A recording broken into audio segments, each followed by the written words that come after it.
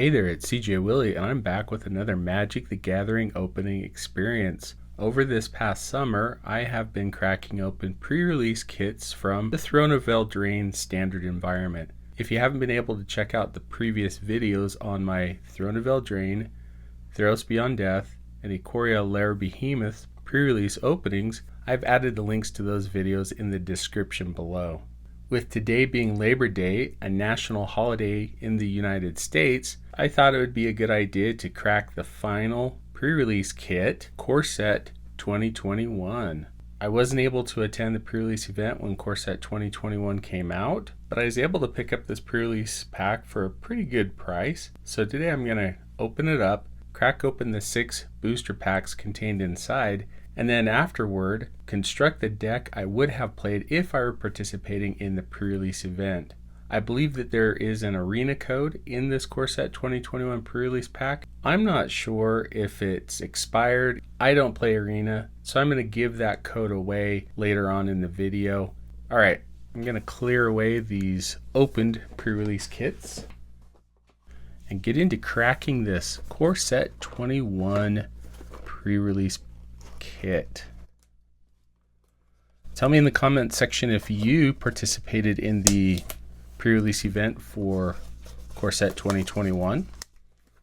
This was the last core set that was produced by Wizards of the Coast. However, the new Foundation set is going to come out later this year, and I expect it to be pretty similar to the core sets of the years past. Core Set 2021 featured Teferi. He was the Planeswalker that made all the noise in the set. Planeswalker symbol on the back. I suppose this is trying to give us an idea of what time travel or a time mage sees. Alright, a green spin down die with the Core Set 2021 symbol. Lucky 7. I got a lucky 7. Alright. That means every single pack will hold a Mythic or a card with a value over $10. Probably not. Alright, I don't want to spoil the pre-release promo card nor the arena code, so I'm going to set those off to the side here. I did a little peek and I can see the arena code is right at the very front, so I'm going to slide that to the side here. So here's the card divider, Planeswalker symbol. I'll slide that back over here, kind of put that up there.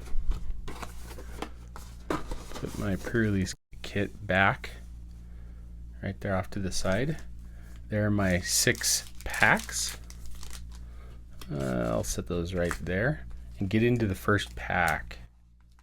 I really enjoyed Core Set 2021. It was a fun set. It had a little bit more in power than your typical core set. Alright, start off with a cat token. It's pretty cool. And then a Bloodfell Caves.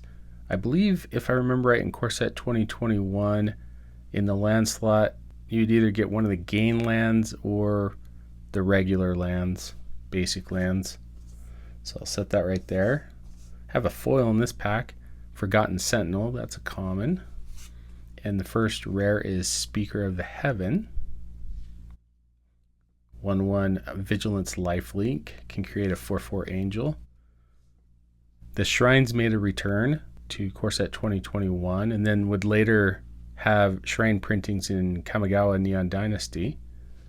So first uncommon is Sanctum of the Shattered Heights, Skyway Sniper, Leafkin Avenger. Oh, that's right, Elementals were a big deal in this set. So I'll put the uncommons right there, and then through the commons, Gnarled Sage, Bossery's Acolyte, Turret Ogre, Swift Response, Fetid Imp, Honorary Dilophosaur, Burn Bright, Frantic Inventory, and Feet of Resistance. Now that was a cool card when it came out in Khans of Tarkir. In fact, I ran a playset of it in a scaled growth deck. Whereas counters get put on my creatures, I can put an additional +1/+1 counter on it. Hardened Scales is the key card in that deck. Okay, next pack. This time I got a beast token, so staying with the green theme of tokens. An island, another foil, Sanctum of Shattered Heights, that's uncommon, we just saw that. And then a rare, Idol of Endurance, looks like I'm going white. And another Sanctum of Shattered Heights. Well, white-red, I don't know. With a Carrion Grub, Watcher of the Spheres. I'd love to go blue-white. That's my favorite limited archetype. Anointed Chorister, Return to Nature, Skeleton Archer, Chandra's Magmut, Alchemist's Gift, Honorary Dilophosaur, Library Larcenist, Revitalize, and Hobble Fiend. Okay, nothing that I think has too much in the way of value, so maybe my lucky 7 roll was not very lucky.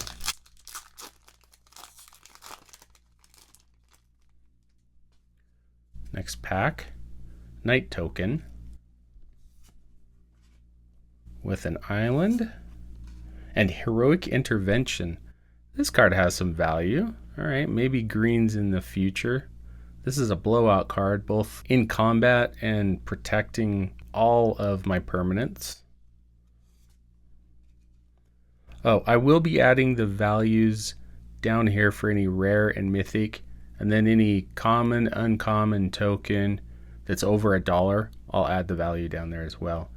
First uncommon is Palladium Mirror, Teferi's Tutelage, Carrion Grub,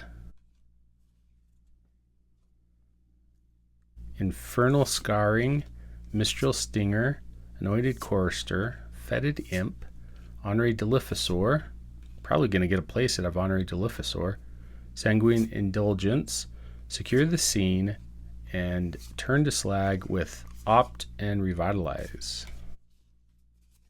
Okay. Halfway through, I did enjoy the draft format for Core Set 2021. Had a lot of fun with that. If I remember correctly, I went mainly white and blue because of flyers and control. A zombie token. Looks like I have a foil rare that I kind of spoiled a little bit there. Blossoming Sands and Teferi's Ageless Insight. Well, that'll help me go blue-white. With a Temple of Malady. This is the regular rare. Maybe I'll put that foil rare right there. Unsubstantiate, Battle Rattle Shaman, and Bossari's Solidarity are the uncommons. Here we go again. These look pretty familiar. Anointed Chorister, Return to Nature. Will I get an Honorary Dilophosaur? Skeleton Archer, Chandra's Magmut, Titanic Growth, Walking Corpse, Turn to Slag, Opt, and let me guess, Revitalize? Wow. This would probably be one of the harder and underpowered pre-release builds, because with all of these duplicates, none of them are like the powerful common duplicates. All right, last 2 packs. Very interesting. But that's what you get with a randomization, I suppose. Goblin Wizard token, an island, Sure Strike foil, a common. I picked up a lot of foils. Animal Sanctuary. This is a great card in both limited and sealed. Onto the uncommons, some that I've already seen before. Palladium Mirror, Aven Gagglemaster, Gourmand, Commons Swift Response, Wall of Runes, Hunter's Edge, Snare Spinner, Alchemist's Gift, Concordia Pegasus, Crash Through, Frantic Inventory, and Makeshift Battalion. All right, final pack, and then I'll go on to the deck building.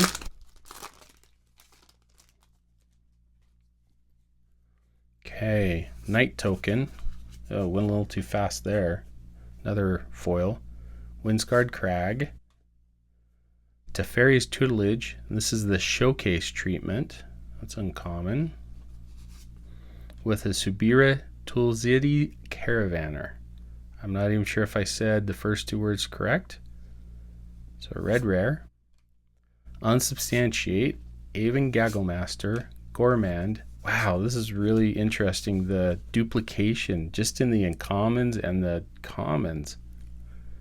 Skeleton Archer, Wall of Runes, Swift Response, Garrick's Gorehorn, Walking Corpse, Crash Through, Frantic Inventory, Makeshift Battalion. Now if I got quite a few doubles of this, that would work pretty well in my pre-release build.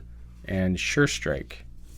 Okay, those are the cards out of the packs. I want to be very careful and not spoil the arena code. I'm not ready to give that away yet. All right, will I get something powerful as my promo foil? Here we go. It is Gadrak, the Crown Scourge.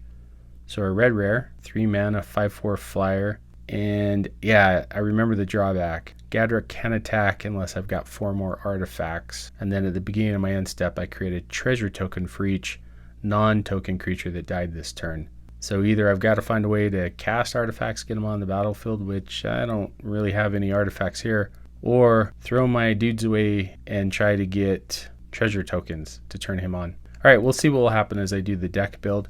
Okay, I'm going to clean this all up and I'll be back with the deck tech for the deck I would have played if I were attending the pre-release event for the Core Set 2021 back in the day. Okay, I'm back with the deck tech on the deck I would have played. I'll start with the creatures. Blue-white, that's what I'm going. This is one of the weirdest pre-release packs I've ever opened. I had so many doubles and triples, it was hard to even construct a deck. I didn't have enough creatures in red. I didn't have enough creatures in black. I had a few creatures in green, but there wasn't much in the way of synergy with the amount of creatures I had in blue and white. But my deck's gonna be a little odd with a draw theme where I might mill my opponent out, but then gaining life, put out some 4/4 angels and win the game that way. All right, starting with Anointed Chorister, there's definitely gonna be a lifelink theme. It's a 1/1 lifelinker. I can pump it, make it a 4/4 lifelinker. I have 2 copies of that. Next is the card that I'm hoping will win me the game, Speaker of the Heavens. 1-drop 1/1 Vigilant Lifelink. So maybe I can get in some quick damage and get my life above 27 or 7 more than my starting total. I can tap it and create a 4/4 angel. I can only do it as a sorcery, but this may be the way that I win the game with a 4/4 flyer. So I need to protect it, keep it around, and have a lot of life gain cards so that I can do that. Wall of Runes, I have 2 copies. Simply there is a 0/4 defender to keep me alive, stall off some early attacks on the ground. It does allow me to scry, so that is helpful.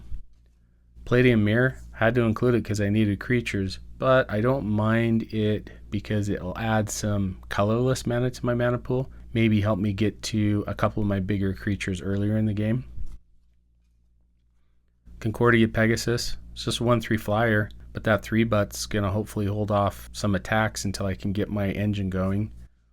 Watch of the Spheres, I don't know that I'd really play it this much in a deck like this because I don't have a ton of flyers, but it does reduce the casting cost for my flyers, and when a flyer does enter, it becomes a 3/3 until end of turn, so get some attacks in the air.